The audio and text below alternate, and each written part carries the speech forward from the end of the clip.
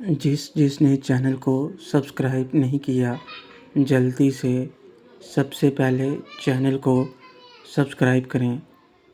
میں آپ کے لیے اتنی محنت کرتا ہوں اور آپ سبسکرائب نہیں کرتے۔ جلدی سے سبسکرائب کریں۔ اور ثمینہ آنٹی کو تو اس کے ارادے بھی پتہ تھے، تو وہ تھوڑا فکر میں پڑ گئیں۔ ثمینہ میڈم، کچھ کام تھا، ابھی اس کی کلاس کائنات ایک ضروری کام ہے، اس کے بعد فری کر دوں گی اسے، تم چلو میرے ساتھ۔ اتنا کہہ کر کائنات تو نکل گئی، جبکہ ثمینہ آنٹی مجھے فکر سے دیکھنے لگیں۔ اور ایسا ہی کچھ حال زینت کا بھی تھا۔ میں نے انہیں اشارے سے ہی کہا کہ فکر نہ کریں، اور نکل گیا کائنات کے پیچھے۔ پتہ نہیں اب یہ کیا کہنے والی تھی مجھے اور کہاں لے کر جانے والی تھی۔ میں کلاس سے باہر آیا تو کائنات تھی، مگر تیز قدموں سے چل رہی تھی۔ میں بھی بھاگ کر اس کے پاس پہنچ گیا۔ میں نے پوچھا بھی کہ کیا کام ہے، مگر اس نے بس اتنا کہا کہ پہنچ کر بتاتی ہوں۔ کائنات نے آفس میں آتے ہی اپنا بیگ پھینکا اور میرے اندر آتے ہی دروازہ لاک کر لیا۔ میں ابھی کھڑا سمجھنے کی کوشش کر رہا تھا کہ وہ آخر چاہتی کیا ہے۔ ویسے تو لگ رہا تھا کہ وہ گرم ہے اور مجھ سے ملنا چاہتی ہے۔ مجھے اس کی نیت پر شک تھا۔ کائنات، خود کو سمجھتے کیا ہو؟ جب تیرا دل کرے گا تب آ کر کہیں بھی شروع ہو جائے گا تو میرے ساتھ۔ تجھے پتہ بھی ہے کل تو نے میری کیا حالت کی تھی، اور آج پھر سے شروع ہو گیا۔ ابھی تجھے بتاتی ہوں میں کیا کر سکتی ہوں۔ میں حیران ہوا کہ یہ مجھے اپنے آفس بلا کر دروازہ بند کر کے یہ سب بول رہی ہے، کہیں مجھ پر کوئی الزام نہ لگا دے۔ مگر جو اس نے کیا وہ دیکھ کر تو میرا منہ کھلا کا کھلا رہ گیا۔ وہ جلدی سے نیچے بیٹھ گئی اور مجھے سزا دینے لگی۔ میرا منہ اس کو دیکھ کر کھلا کا کھلا رہ گیا، اور اس کے ساتھ ہی میری آنکھیں بند ہونے لگیں۔ میں کسی اور ہی دنیا میں پہنچ گیا۔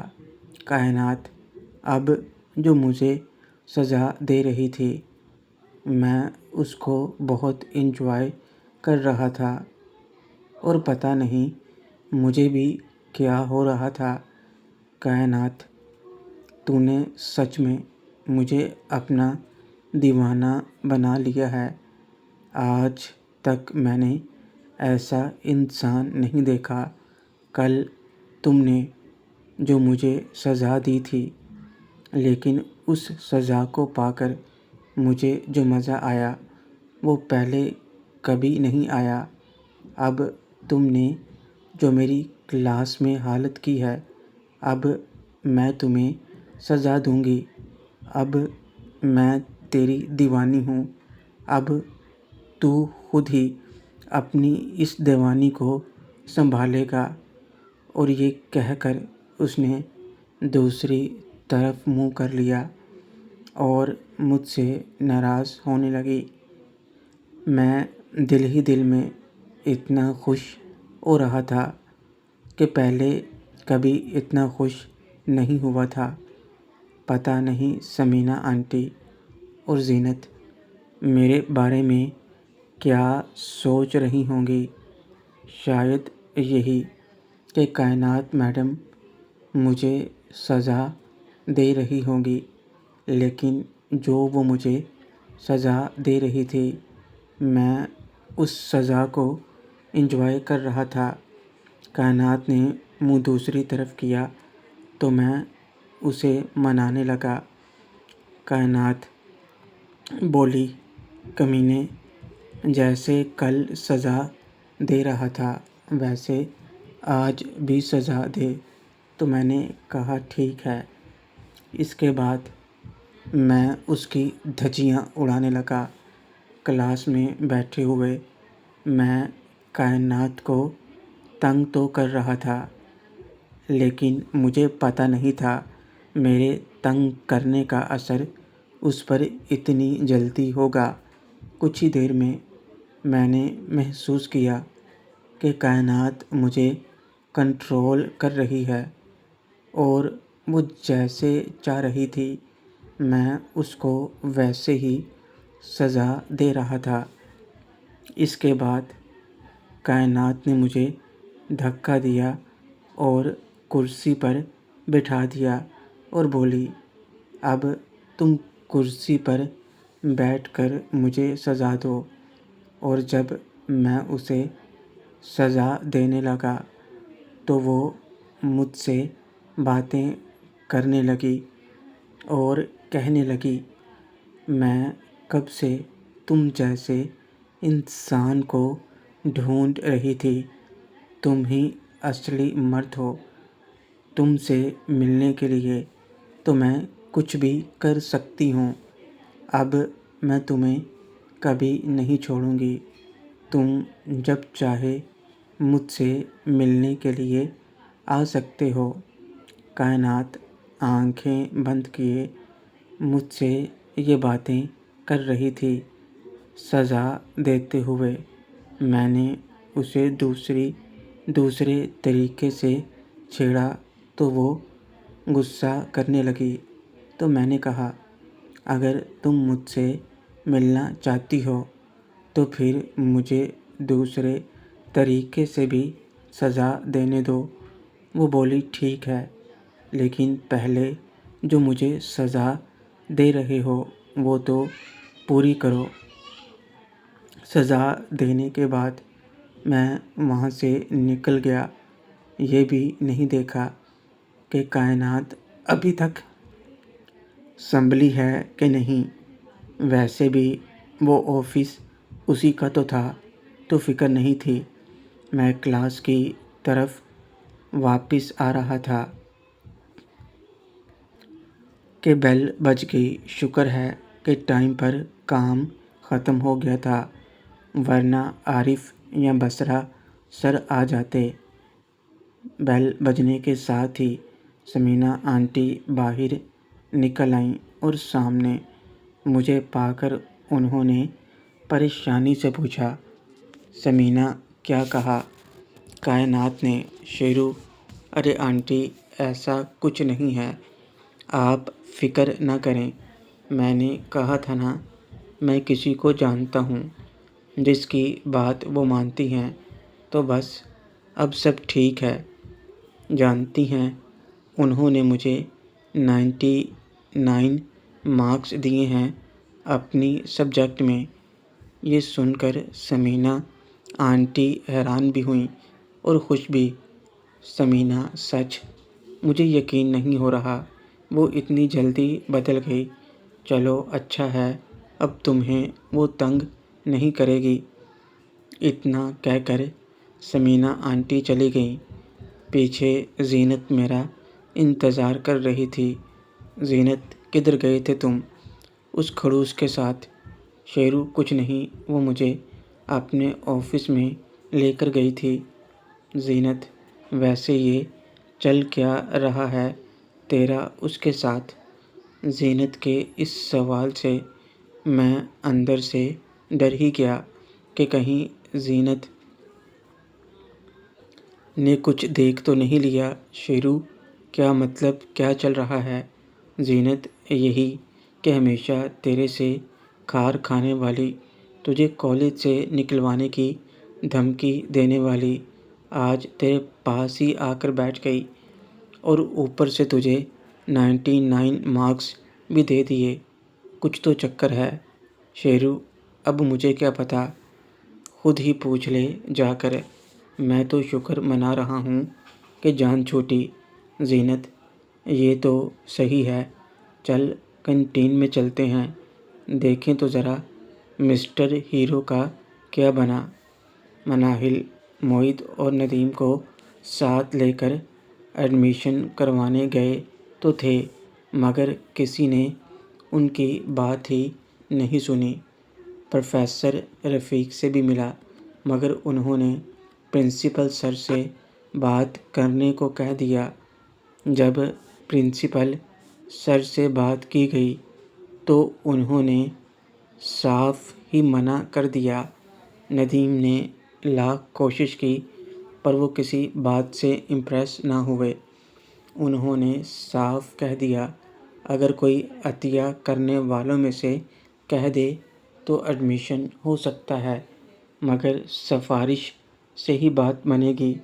ندیم کو ایڈمیشن نہ ہونے سے زیادہ دکھ اس بات کا تھا کہ وہ مہرین اور ریما جیسی پریوں سے نہیں مل پائے گا۔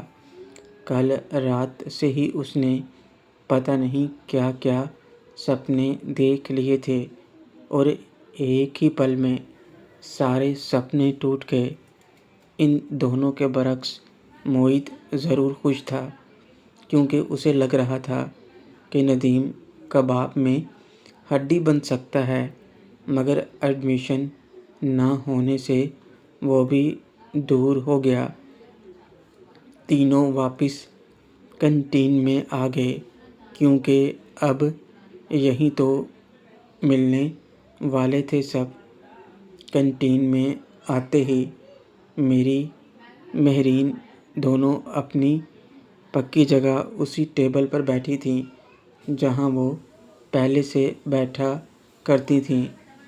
ندیم کی تو زبان ہی پانی چھوڑنے لگی دونوں کو دیکھ کر، جبکہ ابھی ابھی وہ پرنسپل اور سارے اسٹاف کو گالیاں دیتا آ رہا تھا۔ من ہی من میں مناہل کو دیکھ کر ریما اور مہرین نے ہاتھ ملایا اور وہ بھی سیدھا ان کے پاس جا کے رکی۔ ندیم تو دونوں کو سر سے پاؤں تک اسکین کر رہا تھا۔ جتنی خوبصورت تصویروں میں دیکھا تھا اس سے بھی کئی زیادہ دونوں حقیقت میں تھیں۔ ندیم کو ذرا بھی خیال نہیں تھا کہ وہ کہاں ہے، کس کے ساتھ ہے اور کس سچویشن میں ہے۔ وہ تو بس کھو سا گیا تھا، جبکہ اپنی عادت کے مطابق دونوں لڑکیوں نے ایک بار بھی اس کی طرف نہ دیکھا، کیونکہ وہ صرف ایک ہی لڑکے کو دیکھنا پسند کرتی تھیں۔ ریما: یار تم کالج آئی ہو اور کلاس میں نہیں آئی۔ مناہل مایوس ہو کر: کیا بتاؤں یار، ندیم کا ایڈمیشن کروانا تھا اپنی کلاس میں، پر سر نے صاف صاف منع کر دیا۔ سمجھ نہیں آ رہا اب کیا کروں۔ ریما: ندیم؟ کون Nadeem? Manahil: oh sorry, meet my cousin Nadeem. Nadeem: ان سے ملو، my best friend and classmate Reema, اور یہ مہرین۔ ندیم تو ابھی تک خیالوں میں تھا، مگر مناہل نے جب دونوں سے تعارف کروایا تو ہوش میں آیا۔ Nadeem: hello, I am Nadeem, Manahil کے ماموں کا بیٹا ہوں، وفاقی شہر سے ہوں، فرسٹ ایئر میں اور باکسنگ کا اسٹیٹ چیمپئن ہوں۔ اس کے علاوہ ماڈلنگ بھی کرتا ہوں۔ ماں آپ کا اکلوتا بیٹا ہوں اور ابھی وہ دونوں امریکہ میں ہیں، اسی وجہ سے یہاں سے مجھے یہاں آنا پڑا۔ تم دونوں بہت خوبصورت ہو، نائس ٹو میٹ یو۔ ایک ہی سانس میں ندیم کسی گھر کے پلے ہوئے طوطے کی طرح سب بول گیا۔ اس کی یہ حالت دیکھ کر ریما تو حیران تھی ہی، جبکہ مناہل اندر سے ہنس رہی تھی، جبکہ مہرین نے ابھی تک ٹھیک سے اسے دیکھا بھی نہیں تھا۔ اسے جیسے کوئی لینا دینا ہی نہیں تھا اس سے۔ ندیم نے ہاتھ آگے بڑھایا تھا ملانے کے لیے، مگر بدلے میں ریما نے ہاتھ اٹھا کر اسے آداب کہا۔ ندیم مسکراتے ہوئے ہاتھ مسلتا رہ گیا۔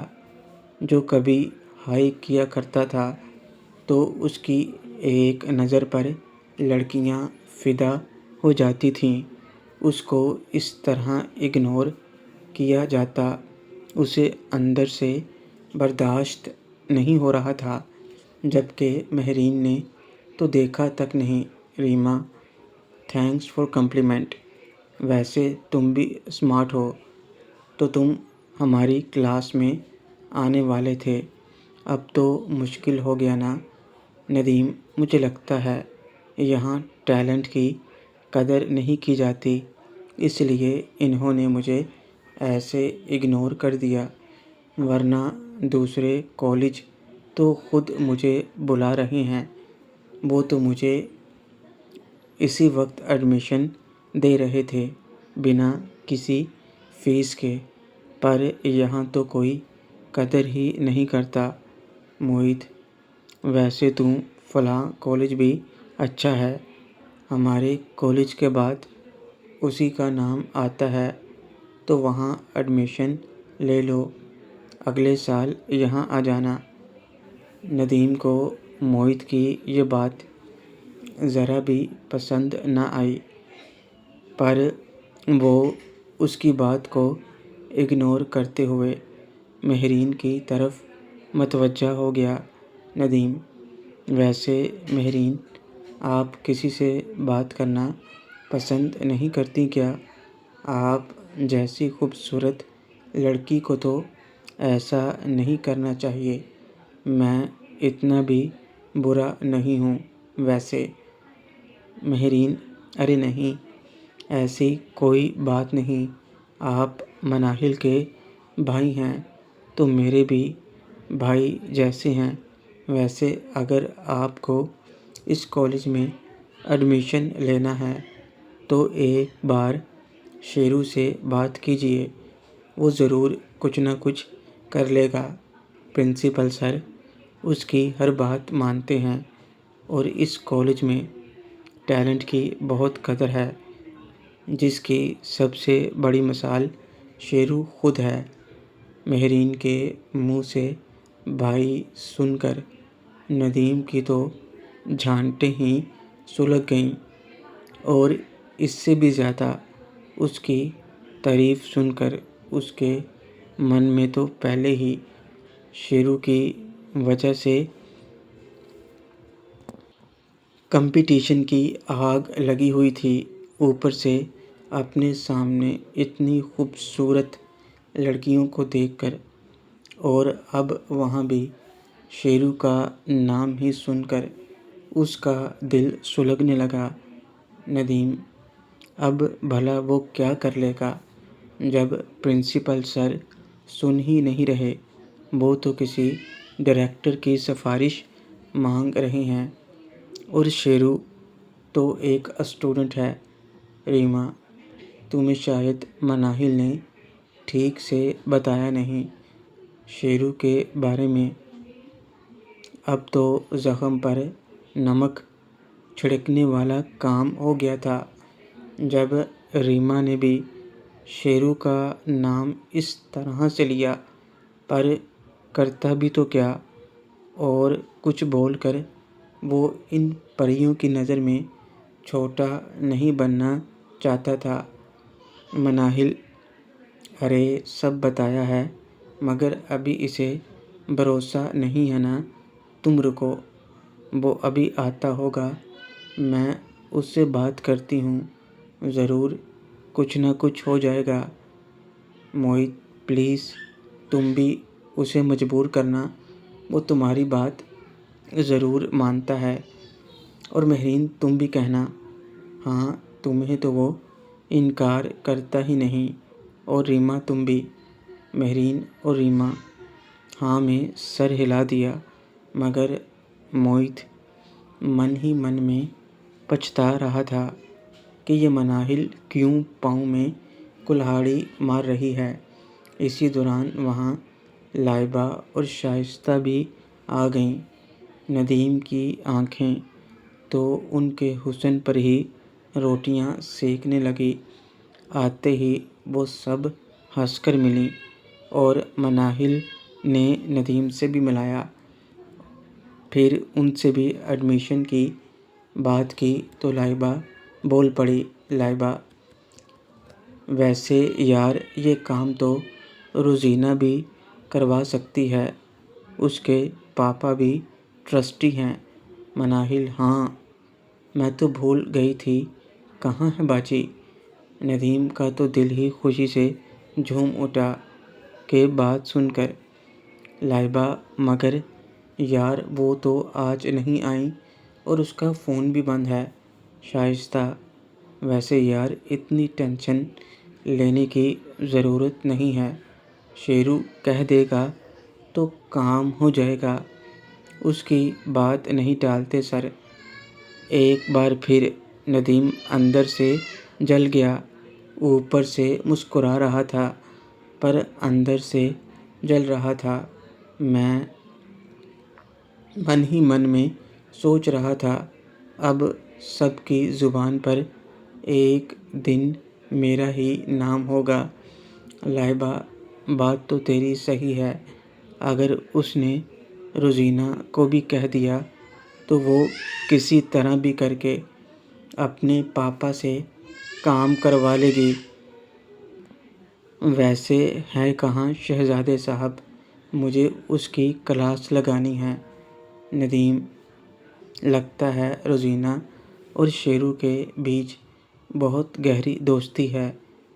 ندیم نے یہ بات جس طرح سے کہی تھی اس کا مطلب سب سمجھ گئے تھے، جو کسی کو بھی پسند نہ آیا، خاص کر مہرین کو، جو من ہی من میں غصہ کر کے رہ گئی۔ شائستہ شیرو کی دوستی سب سے گہری ہے اور وہ جسے بھی جو بھی کہہ دیتا ہے وہ کام ضرور ہوتا ہے، کیونکہ وہ خود سب کی دوستی کی پرواہ کرتا ہے۔ تم ابھی جانتے ہی کیا ہو اس کے بارے میں؟ لائبہ یہ ٹھیک کہہ رہی ہے، اس کے صرف ایک بار کہہ دینے سے یہاں جتنے بھی ہم موجود ہیں کچھ بھی کر سکتے ہیں۔ شائستہ لیجئے آ گئے شہزادے صاحب۔ ادھر میں اور زینت بات کرتے ہوئے کینٹین میں پہنچ گئے۔ سامنے ہمارا پورا گینگ بیٹھا تھا اور ساتھ میں ندیم تھا۔ مجھے دیکھتے ہی لائبہ غصے سے اٹھ کر کھڑی ہو گئی۔ شیرو لائبہ تم آ گئیں۔ لائبہ بات مت کرو مجھ سے، بس یہی ہے تمہاری دوستی؟ ایک فون تک نہیں کیا تم نے پوری چھٹیوں میں۔ لائبہ جو ابھی ابھی شیرو کی اتنی طرفداری کر رہی تھی اچانک سے بھڑک پڑی۔ یہ دیکھ کر ندیم اندازہ لگانے لگا ضرور ان میں کچھ نہ کچھ ہے۔ شیرو سوری یار وہ گھر میں اتنا۔ لائبہ مجھے کچھ نہیں سننا۔ شیرو اچھا چلو تمہاری مرضی، میں تو سوچ رہا تھا ہم ساتھ میں مووی دیکھنے چلیں گے۔ میں نے لائبہ کا موڈ ٹھیک کرنے کے لیے جان بوجھ کر ایسا کہا اور اس کا اثر بھی ہوا اور وہ ایک دم سے خوش ہو گئی۔